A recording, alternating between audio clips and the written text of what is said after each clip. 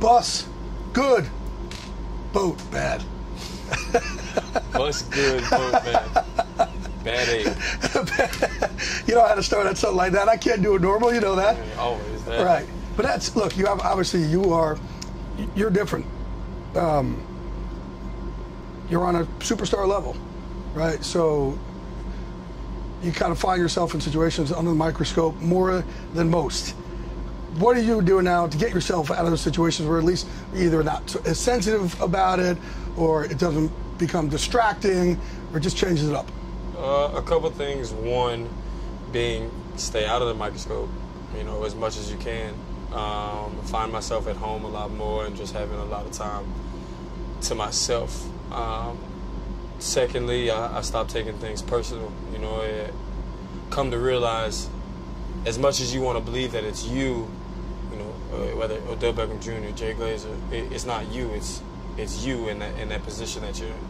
So you can't take it as an attack on you so much as it's just a position that you're in. You have to learn to, you know, to go with it and just understand, not be accepting of it, but be understanding of where you're at. And that kind of allowed me to not, you know, feel a way about stuff that goes on or things that are said or done, and you could just kind of keep going about your day and not really be bothered by it. How'd you get to that point? Did you speak to someone? Did you your life coach yourself? Is that what you're saying? Yep, just time after the season to reflect and to be able to, you know, feel some things that I had never felt before, pain that I had never felt before, and be able to turn that into my energy source, you know, my strength. So it really came from, you know, this off season I was away from all of this for a minute, and I had time to sit back and think and reflect life, not just, you know, so much football, but in the grand scheme of things where I'm at. So it was good for me. It was a good off season. There is no middle ground for you in your life. Either people really love you and want you to do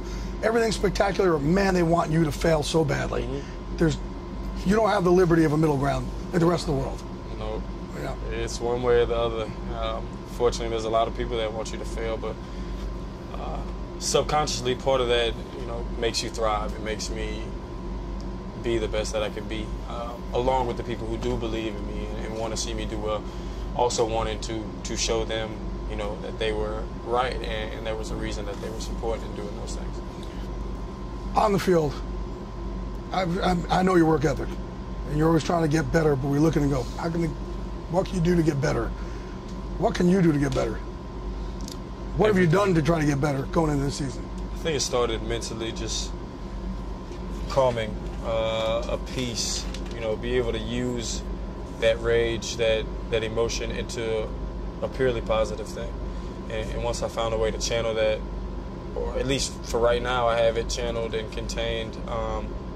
Like I said, I use that as my strength. I use that to get me better throughout the day. But everything I feel like I can get better on. I feel like I've tried to get better as a better teammate, a learner, a better route runner, everything, catching.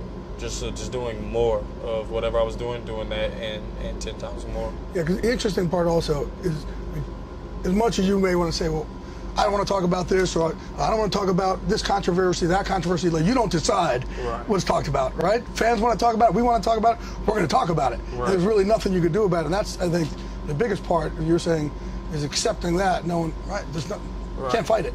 You can't fight it. Drake said it best. He said, in this game, you only lose when you fight back. Right. And, you know, there's that part that there's a certain subject that people want to talk about. And me, personally, I don't want to talk about it. But when it's brought in front of your face, you have no choice. There's no really way around it. And there's no point in running away from it or around it. I've come to realize you get a lot more done when you attack problems head on. Your offense right now, too, Adam B. Marshall, and your young tight end, it's kind of you pick your poison, right? So they do what you want to do. You can do the double team, triple team stuff, but you're going to have a real problem coming around 88, 87, 15. Some of these running backs, if we can get the running game going, it's going to be a problem. I think this all relies on the offense, and we're going to take us to that next level. Right. You know, the defense has been there. It's on us. Cool, buddy. Appreciate it, man. Thank you, buddy. Come here. Come on, Barry. Sorry, man. Thank you, big dog. Love, appreciate it, man. Love you, yes, baby. Sir. Appreciate it, man. Brought to you by DraftKings.